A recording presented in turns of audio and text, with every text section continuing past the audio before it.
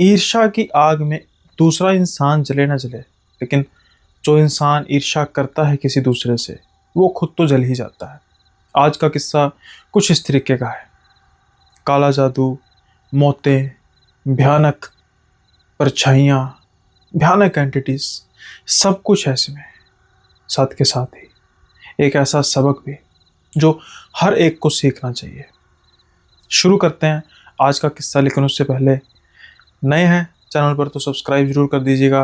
Regular आते हैं लेकिन सब्सक्राइब नहीं अभी तक किया, तो आपसे भी गुजारिश है कि जल्दी से सब्सक्राइब कर दीजिएगा। कहानी आपको अगर अच्छी लगेगी तो इसको लाइक करना मत भूलिएगा, साथ के साथ ही कमेंट में अपने फीडबैक जरूर दीजिएगा। अब शुरू करते हैं आज का किस्सा। जैसा मैंने कहा कि ईर्ष्या। अब एक परिवार है मध्य प्रदेश में। गांव काफ़ी बड़ा, जाहिरी तौर पर नाम नहीं लूँगा। दूसरी बात, उस गांव में दो परिवार रहा करते थे। अब मैंने थे जो वर्ड है उसको बड़े ध्यान से बोला है, आप भी समझ गए होंगे कि थे का मतलब क्या है। अब ये दो परिवार बिल्कुल आपस में, जिसे कहते हैं पड़ोसी, जैसे दीवार एक सांझी होती है ना, वो हिसाब था। घर के पास बिल्कुल घर। एक कहावत और है कि पड़ोसी पड़ोसी के काम आता है, लेकिन इनका मामला कुछ अलग था। इनमें काफी सालों से, या यूं कहें कि पुश्तैनी झगड़ा चल रहा था। एक जमीन का टुकड़ा था जिस पर ये दोनों अपनी मालकियत फरमाते थे, लेकिन किसी के पास भी कोई प्रॉपर डॉक्यूमेंट थे नहीं, जिसकी वजह से इन दोनों में झगड़ा चलता रहता था। ये झगड़ा कभी थाने तक पहुंचा, कभी पंचायत तक पहुंचा, लेकिन इसका हल कभी नहीं हुआ। जैसे जैसे जनरेशन आगे बढ़ती गई, जो पहले कभी खून खराबा हुआ करता था वो तो खत्म हो गया, लेकिन एक दूसरे के मनों में कसक रह गई। और जो वो जमीन थी, वो जमीन अब बिल्कुल कोरी पड़ी हुई थी। ना उस पर कोई फसल उगा सकता था, ना कोई चीज बना सकता था। जैसे ही एक धड़ा कुछ उगाने की कोशिश करता, तो अगले दिन दूसरा धड़ा उसको नष्ट कर देता। ऐसा ही दूसरे धड़े के साथ भी होता। लेकिन एक दिन काफी कुछ बदल गया।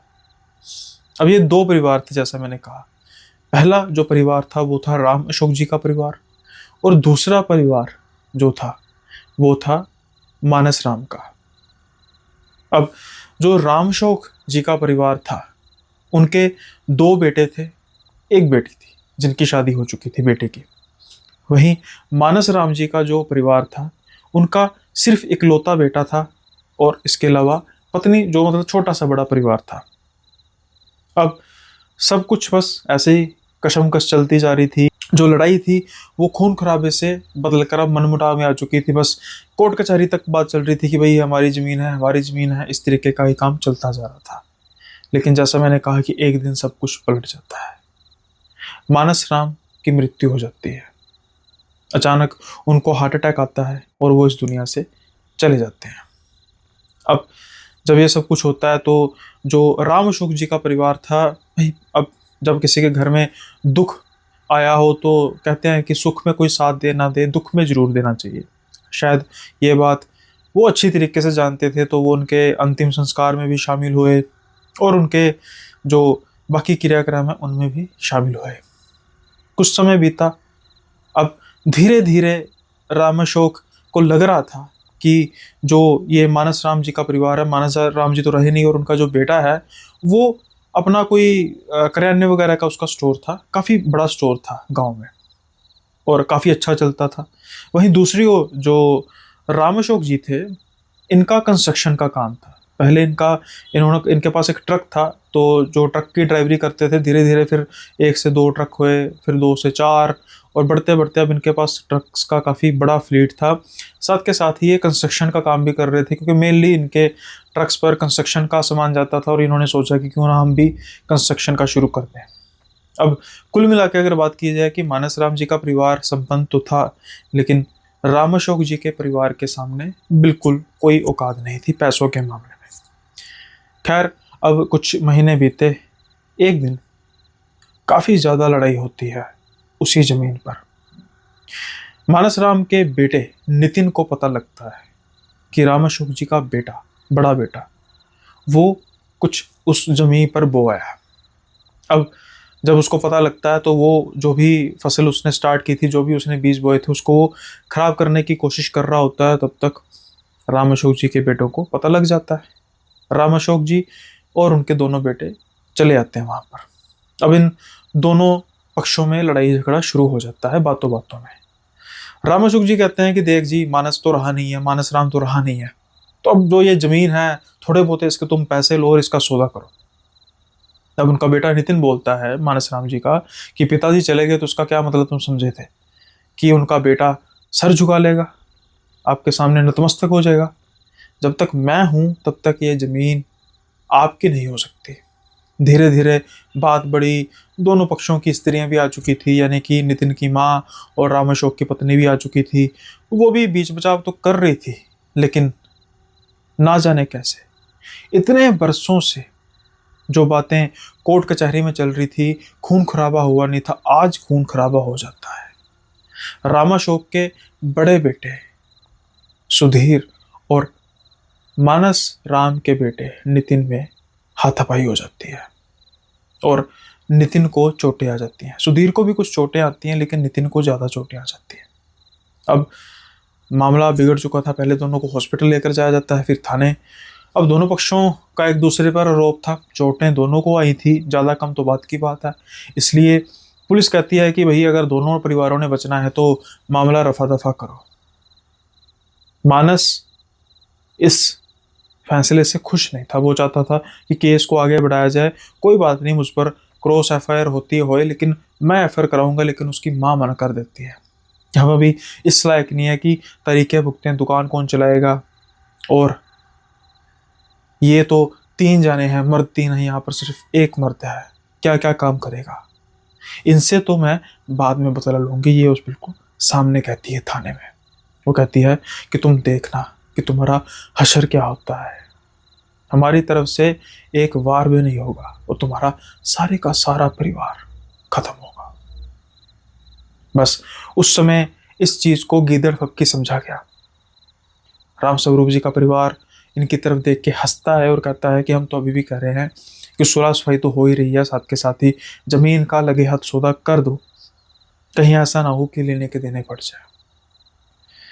कई बार जब इंसान कुछ सत्ता के या पावर के नशे में आता है तो कुछ ऐसी बातें बोल देता है जो उसको कभी बोलनी नहीं चाहिए, जो उसकी औकात से कहीं बाहर हो जाती है। शायद उनके बेटे सुधीर ने भी यही बात बोल दी, जिसने आग में घी का काम किया।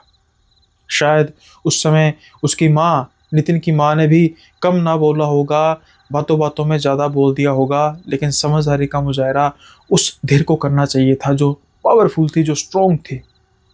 और सुधीर कह देता है कि चाची थोड़ा सा ध्यान रखो, अभी घर का एक मर्द गया है, ऐसा ना हो कि इसी झगड़े में दूसरा मर्द भी जले जाए, फिर जमीन का क्या करोगी। जब ये बात सुधीर बोलता है तो राम अशोक बजाय उसको समझाने के, बजाय उसको डांटने के, उनकी माँ भी साथ में, ये सभी हंसने लग पड़ते हैं। उनकी ऊंची ऊंची हंसी थाने में गूंज रही थी। साथ में पुलिस के कर्मी भी हंस रहे थे, जो इस बात की गवाही दे रहे थे कि कहीं ना कहीं पैसों से उनको भी खरीद लिया गया। और ये दोनों माँ बेटे चुपचाप सबकी शक्लें देख रहे थे। शायद नितिन शक्लें देख रहा था, लेकिन उसकी माँ कुछ और ही सोच कर बैठी थी। शायद उसने कुछ निश्चय कर लिया था कि अब इनको मैं दिखाऊंगी कि क्या होता है हंसना। इनका परिवार का एक एक आदमी रोएगा और फिर वो भी नहीं रहेगा।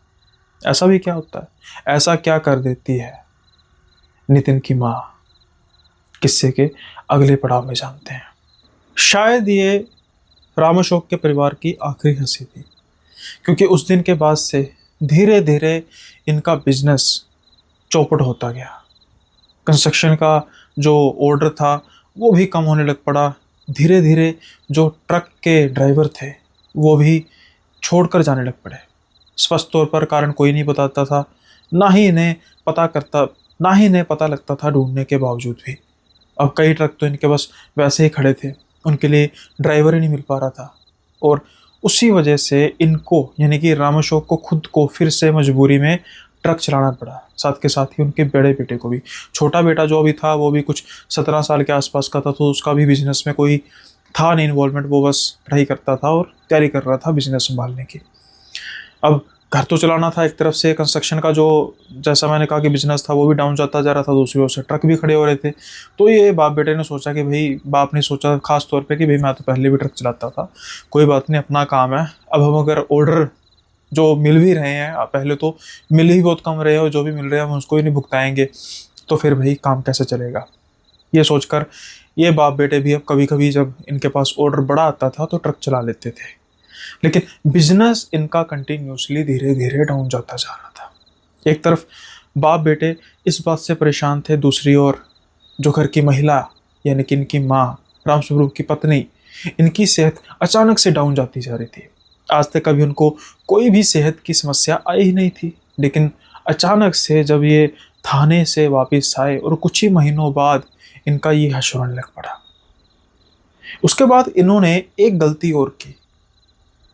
इनके बेटे ने फिर से उस जमीन में बिजाई करने की कोशिश की। इस बार किसी ने भी उनको रोका नहीं। ये एक्सपेक्ट कर रहे थे कि ये फिर रोकेंगे, फिर लड़ाई झगड़ा होगा, हम इनको इस बार और प्रेशराइज करेंगे और हार कर ये सोचेंगे कि भाई अब माँ बेटे हम अपना काम धंधा कोई करें या फिर इसी चक्कर में पड़े रहें, हम फैसला कर लेते हैं। लेकिन बिल्कुल इसके उल्ट हुआ, बल्कि धीरे धीरे फसल बढ़ने लग पड़ी और ना ही नितिन और ना ही उसकी माँ ने किसी तरीके की कोई अड़चन पेश की। ये काफ़ी इस बात से हैरान थे। वहीं दूसरी ओर नितिन की माँ के दिमाग में तो कुछ और ही चल रहा था। चल रहा नहीं कहना चाहिए, उसने जो करना था उसने कर दिया था। अब एक बार रात के समय में फ़ोन आता है, शाम का समय था बेसिकली, कि एक इनका ट्रक था और काफ़ी ज़रूरी ऑर्डर था, जो कुछ पहाड़ी इलाका था उस तरफ जाना था, जो आई थिंक मध्य प्रदेश के इलाकों में कुछ पहाड़ी इलाके होंगे, मुझे उसके बारे में ज़्यादा जानकारी है नहीं। तो जो ड्राइवर है, अचानक से उसका फ़ोन आता है कि जी मैं नहीं आ पाऊँगा और मैं आ नहीं पाऊँगा, मैं पक्का ही नहीं हूँगा। अब ये उससे फ़ोन पर काफ़ी बहस करते हैं कि भाई क्या बात होगी, क्या दिक्कत होगी, कोई दिक्कत है बता, कुछ ज़्यादा तुझे दे देंगे, चल तू अगर नहीं आना चाहता तो छोड़ दे, लेकिन ये ऑर्डर बड़ा ज़रूरी है, इस ऑर्डर को तुझे पूरा करना होगा। लेकिन अब ट्रक ड्राइवर्स का कौन सा कॉन्ट्रैक्ट होता है, क्या कर सकते थे, उसका कुछ नहीं कर सकते थे। इसलिए काफ़ी देर तक बहसा बसाई के बाद वो फ़ोन काट देता है। यानी कि अब ये निश्चित हो चुका था कि वो आएगा नहीं। राम अशोक काफ़ी परेशान हो जाते हैं। उनका बेटा पूछता है कि क्या हुआ, तो सारी बात बताते हैं। तो बेटा कहता है कि चलो कोई बात नहीं, नहीं आता तो कोई बात नहीं, भाड़ में जाए, ऐसा करता हूँ मैं जाके ऑर्डर वो मतलब डिलीवर कराता हूँ। राम अशोक कहते हैं नहीं नहीं बेटा, तू एक काम कर, तेरा यहाँ पर रहना जरूरी है, मुझे कुछ ना ठीक महसूस नहीं हो रहा, मुझे ऐसा लग रहा है कि तूने फसल बो भी दी है, फसल उगने भी लग पड़ी है, ये कुछ भी नहीं कर रहे। कहीं ऐसा ना हो छोटा भाई भी तेरा यहाँ पे नहीं है, वो शहर में पढ़ रहा है, और भाई अभी मेरी भी धीरे धीरे उम्र हो चली है, तो कहीं ऐसा ना हो कि तू यहाँ पर हो ना और पीछे मौके का फ़ायदा उठाकर ये कुछ गलत कर दें, तो मैं कुछ कर नहीं पाऊँगा तब, समझ रहा है ना।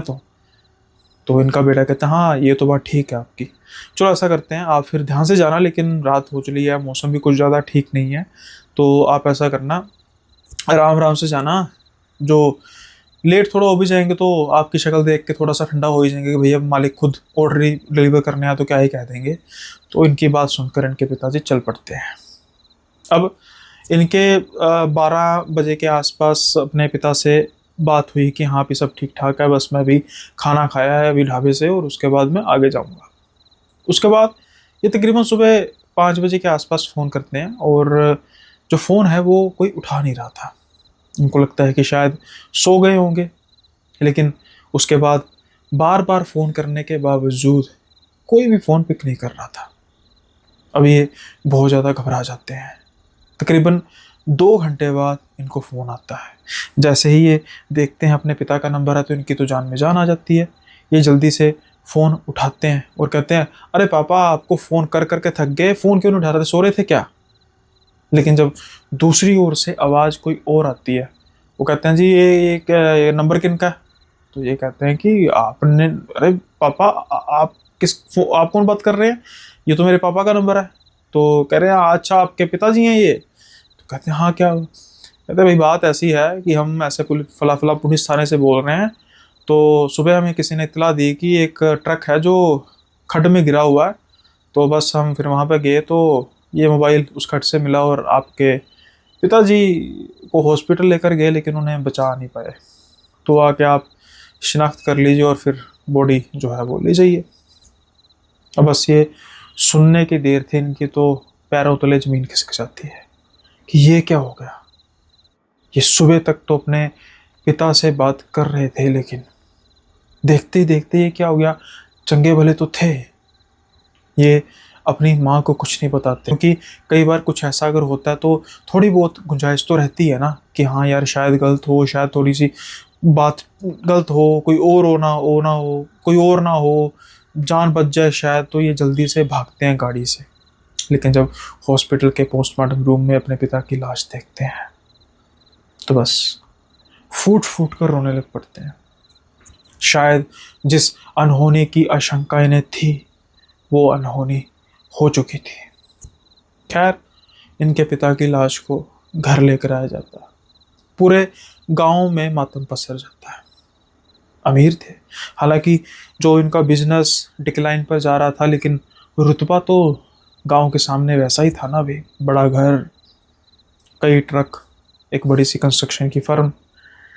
लेकिन एक परिवार था जो खुश था।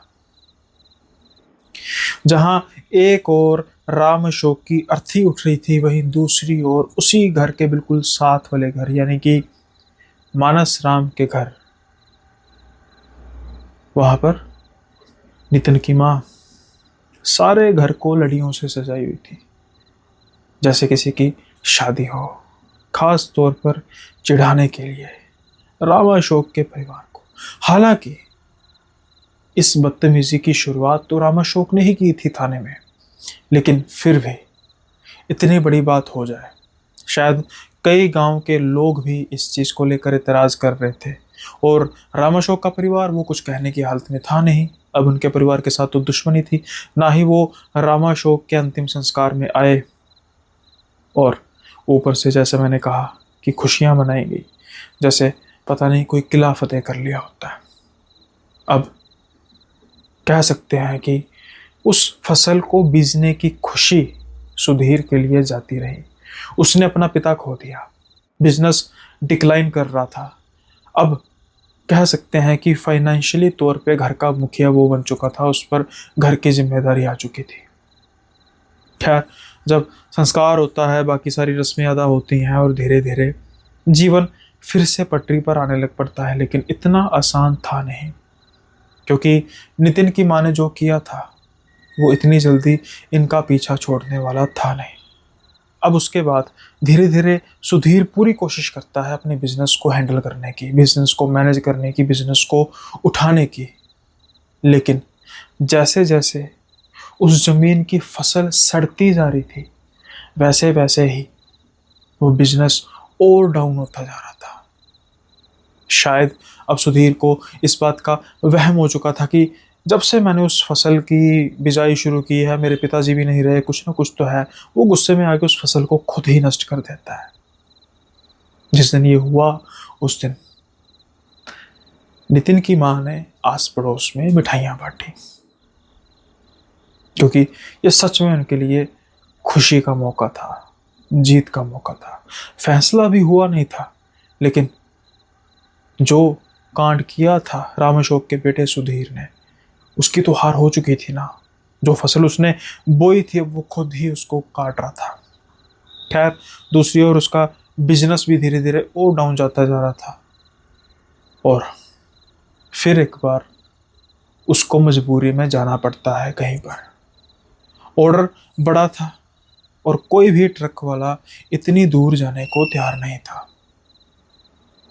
सुधीर बहुत कोशिश करता है कि कोई और ड्राइवर जो नया है उसको ही लेकर आया जाए, कोई एक्सपीरियंस ड्राइवर हो उसको लेकर आया जाए, ताकि वो इस ऑर्डर का भुगतान कर दे। अगर ये ऑर्डर डिलीवर नहीं हो पाता तो इनके लिए काफ़ी बड़ा लॉस होगा और बिजनेस रहा सहा भी इनका बिजनेस चौपट हो जाएगा। अब यही सोच में वो फिर से एक फैसला लेता है खुद जाने का। वो सोचता है कि भाई अब काम को बचाना है, अपने धंधे को बचाना है, तो कुछ ना कुछ तो करना ही होगा, मुझे जाना है।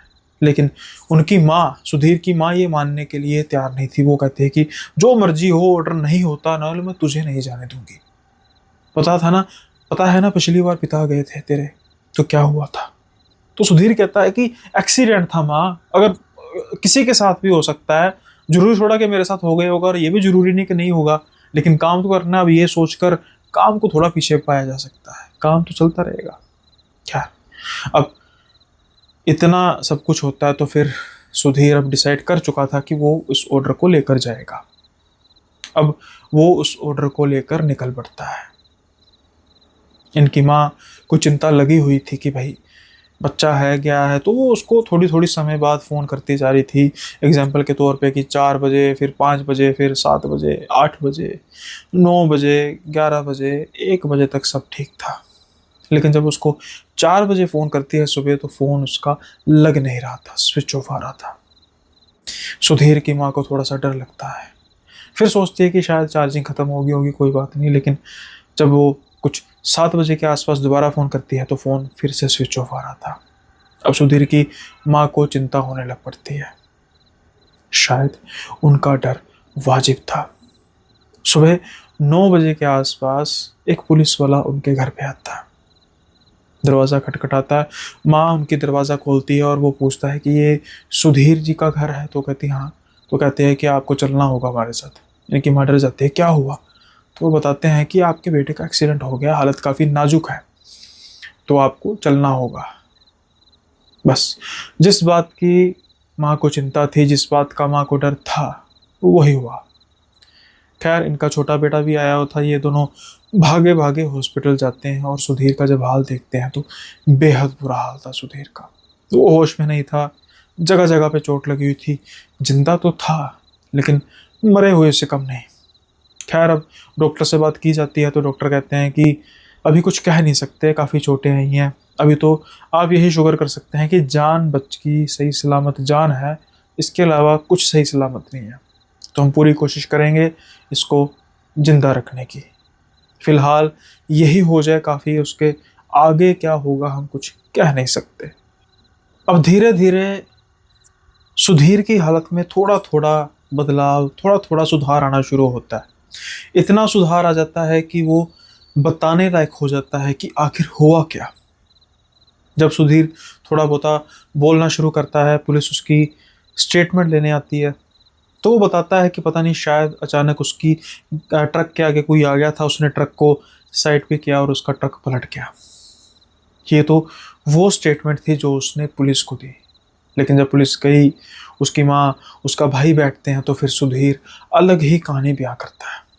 वो बताता है कि माँ वो खड़ी थी, मुझे अपनी आंखों पर पूरा यकीन है, ट्रक के सामने वो खड़ी थी और उसके साथ एक छोटा सा बच्चा। वो बच्चा कहने को ही बच्चा था, ऐसा लग रहा था कि एक छोटा सा हड्डियों का कंकाल खड़ा हुआ है।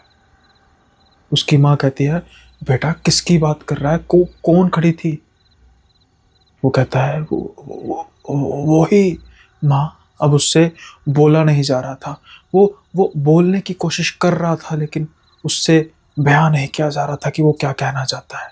वो जितनी उसकी शक्ति थी, वो बोलने की कोशिश करता है, प, प, प, प, प, प, बस इतना कहता है और उसकी सांसें थम जाती हैं। जल्दी से डॉक्टर को बुलाया जाता है और जब डॉक्टर नब्ज चेक करते हैं, हार्ट बीट चेक करते हैं, सुधीर सुधीर की हार्ट बीट, सुधीर की नब्ज उसका साथ छोड़ चुकी थी। अब सुधीर भी अपने पिता की तरह एक एक्सीडेंट में शिकार हो चुका था। लेकिन क्या सच में सुधीर और उसके पिता की मौत उस दुर्घटना में हुई थी? लेकिन सुधीर ने जाते जाते जो अपनी माँ और अपने भाई को बयां किया, वो बिल्कुल अलग ही कहानी थी। गांव में एक बार फिर से मातम पसर चुका था। कुछ ही समय के भीतर भीतर एक हंसता खेलता बड़ा परिवार, उसके दो मुख्य पारिवारिक मेंबर इस दुनिया से जा चुके थे और दोनों की मृत्यु का तरीका भी एक ही, एक्सीडेंट। उनके पिता तो ये बताने के लायक थे नहीं कि उनके साथ हुआ क्या, लेकिन सुधीर जाते जाते कह गया। आज फिर उस घर में मातम था, लेकिन बिल्कुल साथ वाले घर में फिर खुशियां मनाई जा रही थी। शायद कहीं ना कहीं नितिन इस बार इस बात का विद्रोह कर रहा था कि माँ, पहली बार मैं आपको ज्यादा कुछ कह नहीं सका, लेकिन ऐसा मत कीजिए। चाहे वो हमारे दुश्मन हैं, चाहे जो मर्जी है, लेकिन एक जवान मौत हुई है, अब नहीं। लेकिन उसकी माँ मानी नहीं। जहां एक और राम अशोक का परिवार अपने पैसे के नशे में चूर था, अंधा हो चुका था, वहीं दूसरी ओर नितिन की माँ ना जाने किस बात का उसे गुरूर था। वो अपने ईर्ष्या की आग में इतनी अंधी हो चुकी थी कि उसको ये मालूम नहीं था कि ये आग का सेक उसको भी तो छुएगा, उसके परिवार को भी तो छुएगा। खैर, अब कुछ दिन बीतते हैं। उनका जो एक रिश्तेदार था, करीबी रिश्तेदार, वो अब उनसे बात करता है, राम अशोक की पत्नी से बात करता है कि बेसिकली उनका भांजा था, तो वो कहता है कि मौसी बुरा मत मानिएगा, लेकिन मुझे कुछ ठीक नहीं लग रहा। ऐसे ही अचानक से मौसा जी का और सुधीर भैया का चले जाना मुझे कुछ ठीक नहीं लग रहा।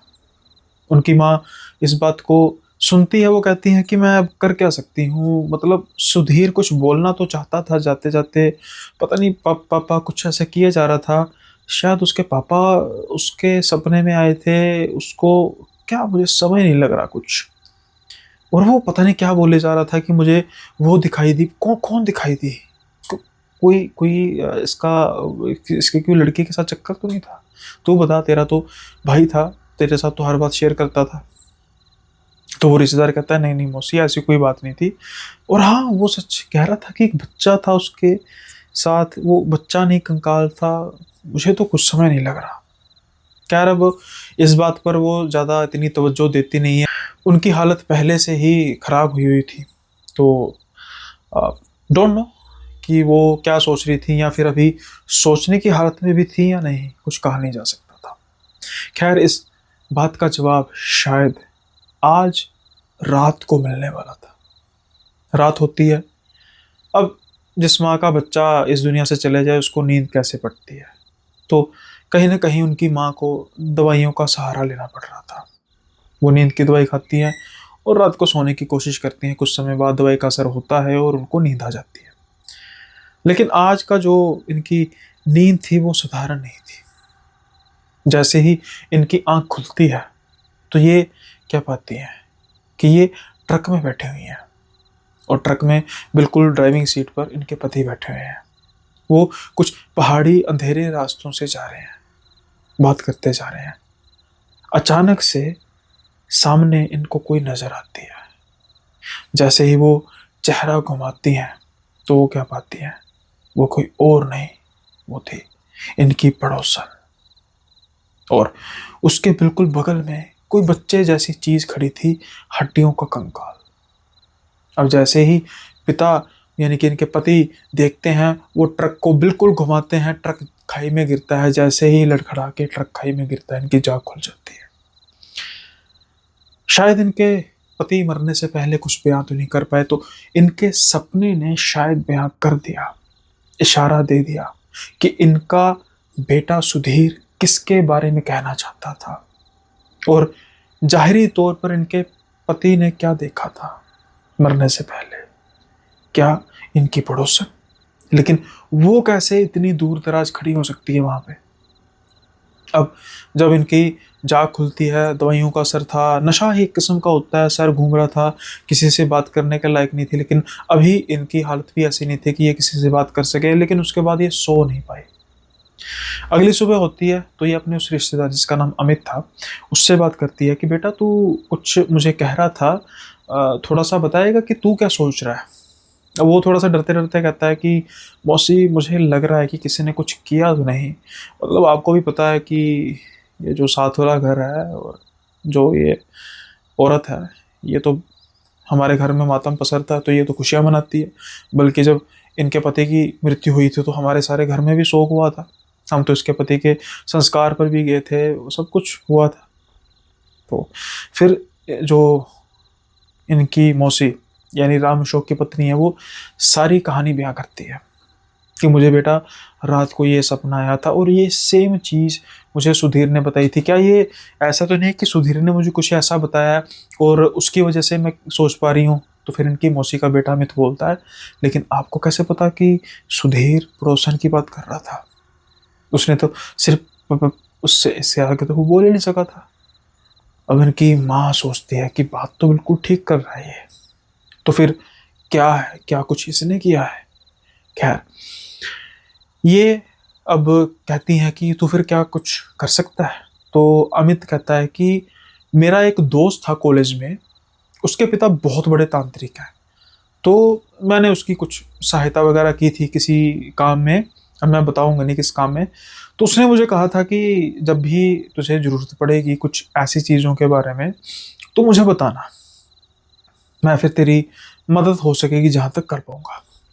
अब इनकी माँ कहती है कि बेटा देखिए, तंत्र मंत्र में मैं डरती बहुत हूँ, तो एक ही तो मेरा बच्चा बचा है कल को।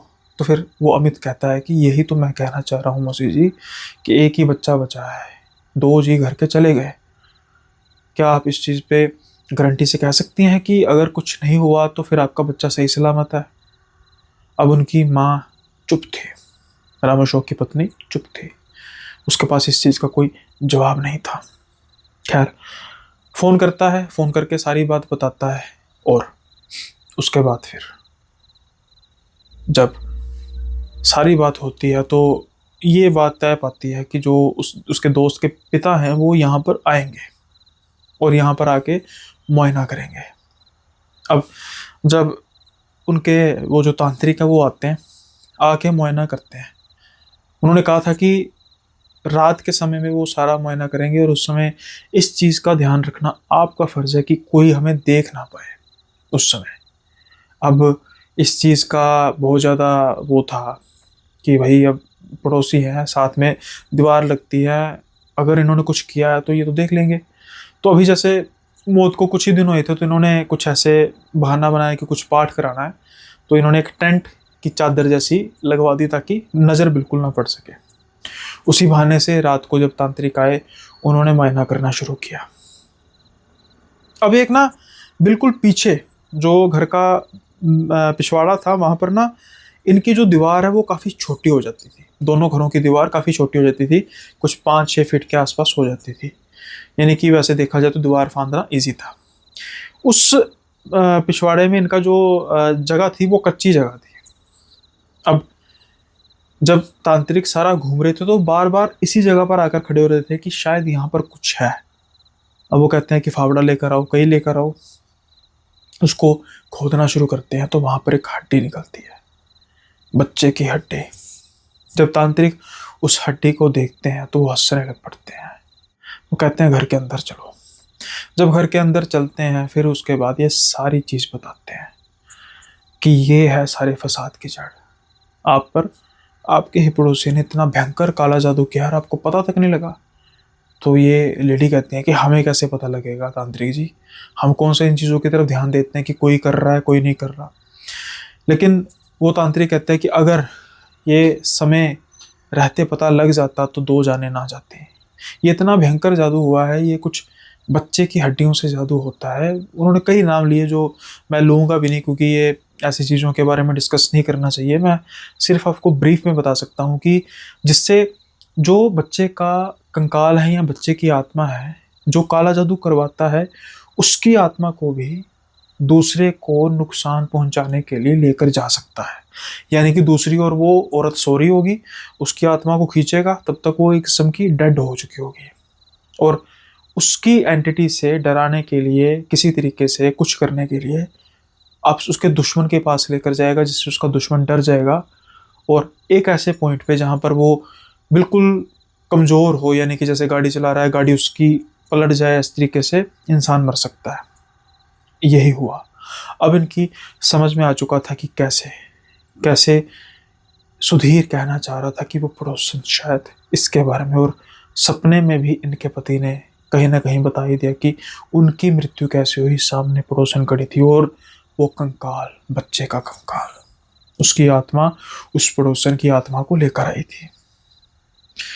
अब मौसी इनको काफी गुस्सा लगता है कि भाई ये मतलब बिल्कुल तिलमिला जाती हैं कि भाई ऐसा, ये ऐसा कैसे है, अब हम भी ऐसे करेंगे, ये करेंगे। तो वो तांत्रिक कहता है आपको करने की कुछ जरूरत नहीं है, क्योंकि जो ये तंत्र मंत्र करते हैं ना, किसी ने लालच में कर तो दिया, लेकिन उन्हें ये नहीं पता कि ये तंत्र, ये काला जादू कीमत मांगता है और उसको कोई ना कोई कीमत तो चुकानी पड़ेगी।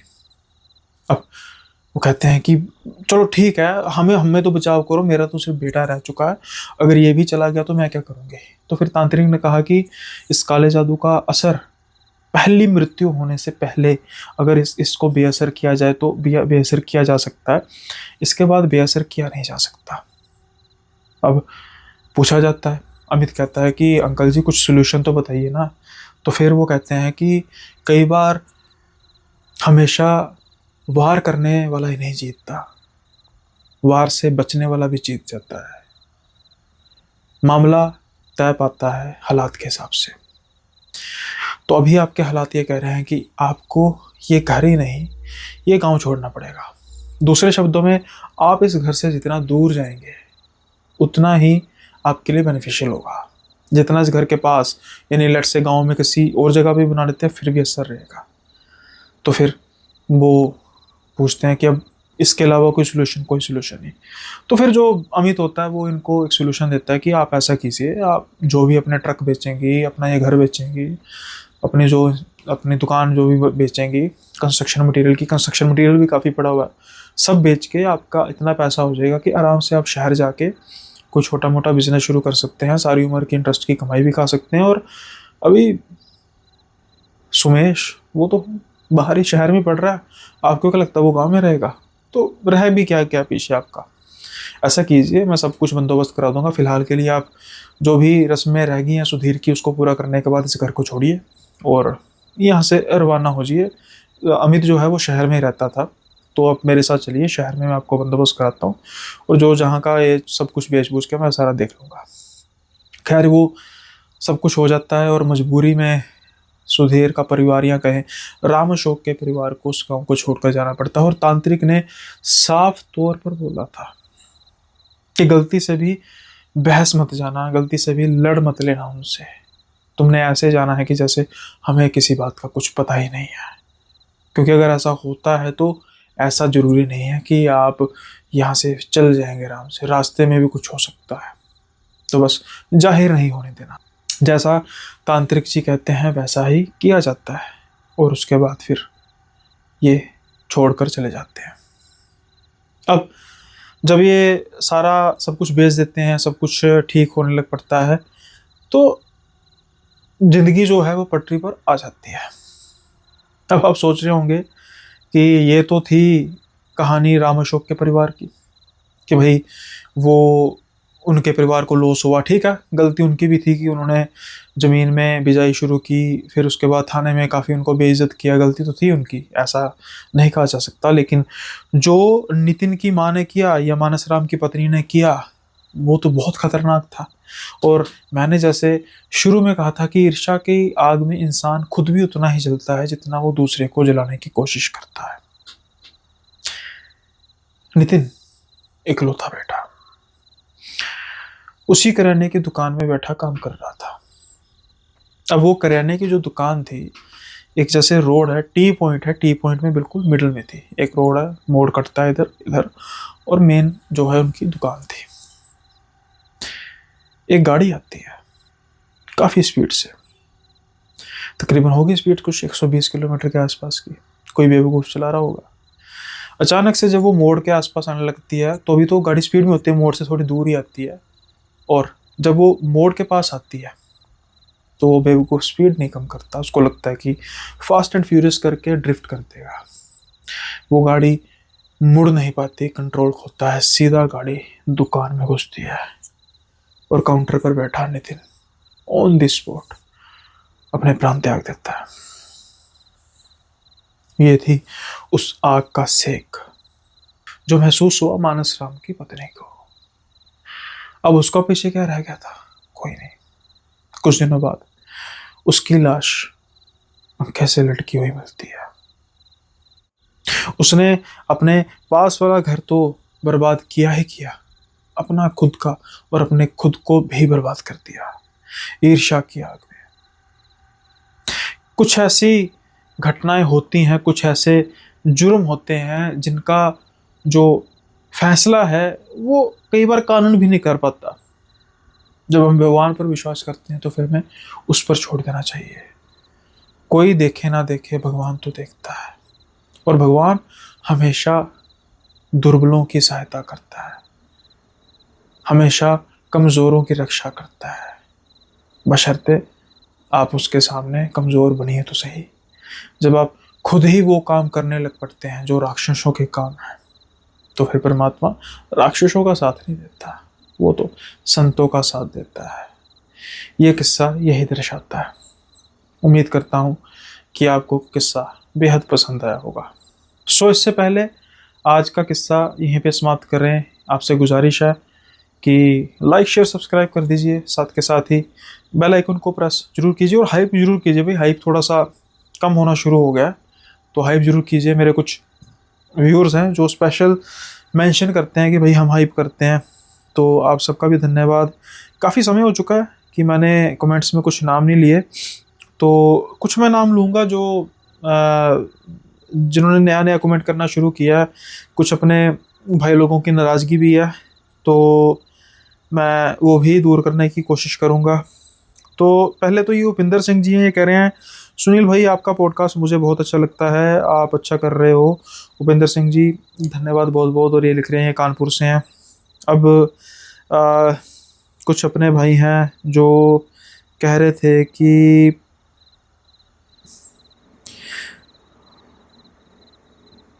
हाँ, जैसे अभिषेक सिंह कह रहे थे, एक सजेशन दे रहे थे कि भाई आप हॉरर पॉडकास्ट ही क्या करो, आपकी कहानी सुनने का तरीका कुछ ज़्यादा इंटरेस्टिंग नहीं होता है। अभिषेक सिंह जी सजेशन देने के लिए बहुत बहुत धन्यवाद। लेकिन जो ये आपको सब्सक्राइबर 10,000 के आसपास दिख रहे हैं वो मेरी कहानियाँ सुनकर ही आए हैं। अब 10:10,000 यानी कि आपके बदले में 10,000 लोगों को नाराज़ तो नहीं कर सकता। तो अगर 10,000 लोग मुझे मैसेज कर देंगे कि भाई कहानी सुनाना छोड़ दो, तो मैं ज़रूर छोड़ दूँगा, सच में। खैर, इसके अलावा और कुछ कहानियाँ देखते हैं, और कुछ कमेंट देखते हैं। और जैसे विनीत एस जी बोल रहे हैं कि वेरी इंटरेस्टिंग भाई जी, all stories narrations mind blowing, daily आपकी स्टोरी सुनता हूँ, बहुत अच्छा लगता है। तो भाई ये भी हैं जो तारीफ भी करते हैं, तो फिर मैं दोनों बैलेंस कर लेता हूँ कि जो क्रिटिसाइज करते हैं वो भी बहुत बढ़िया करते हैं, कि मैं फिर एक बार थिंक करता हूँ ना कि हाँ कुछ सुधार हो सकता है, तो मैं इसके बारे में भी देखता हूँ। और इसके अलावा एक दो और कमेंट थे, मुझे रवि माजरा करके हैं, अभी मैं उनको कमेंट ढूंढ नहीं पा रहा।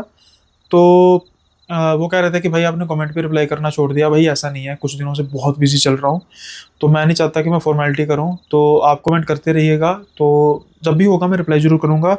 और राधे 1 to 1 आपने सॉरी पहले भी मुझे कहा था कि प्लीज़ से राधे राधे इन वीडियो। राधे राधे सबको। और जो भी आप किसी भी इष्ट को मानते हैं, किसी भी परमात्मा के किसी भी रूप को मानते हैं, उन सबको वो मैं सोचिए आपको बोल दिया, और आपने स्पेशल राधे राधे बोलने को कहा है, तो राधे राधे आपको और सभी को। इसके अलावा एक वो फनी है कमेंट, एड बैड बॉय मस्ती, ये कह रहे हैं कुत्ते के पेशाब ने कितना कुछ करवा दिया। वो जो काले जादू की कहानी थी, तो सच कह रहे हो भाई, बट उसकी क्या गलती थी बेचारा। इसके अलावा हाँ, वो मैंने कमेंट था बोल दिया था जिसमें कुछ भाई को एक शब्द बड़ा अच्छा लगा था। तो ये कमेंट थे कुछ जिनको मैं मेंशन करना चाहता था। और हमारे जो एरिया है पंजाब का, ख़ास तौर पर ये गुरदासपुर डिस्ट्रिक्ट का एरिया है, यहाँ पर अभी काफ़ी ज़्यादा रेन हो रही है, बारिश हो रही है, और उसकी वजह से नदियाँ उफान पर है। तो अगर आप इस इलाकों से देख रहे हैं और प्रभावित हैं, तो मैं उम्मीद करता हूँ कि आप सभी ठीक होंगे, और मैं आप सबके जो आसपास का मंजर है उसके ठीक होने की कामना करता हूँ। कोशिश कीजिए घरों में रहें, बाहर ना जाएं, ताकि मौसम जब ठीक होगा तो फिर घूम भी लिया जाएगा। ख़ास तौर पे मेरी ये गुजारिश आपसे कि पहाड़ों में फ़िलहाल ना जाएं। जो पहाड़ों में रह रहे हैं, अपने कई व्यूअर्स हैं, अमित कुमार जी भी उनमें से शायद एक हैं, अनीत जी भी शायद वही उनमें से एक हैं।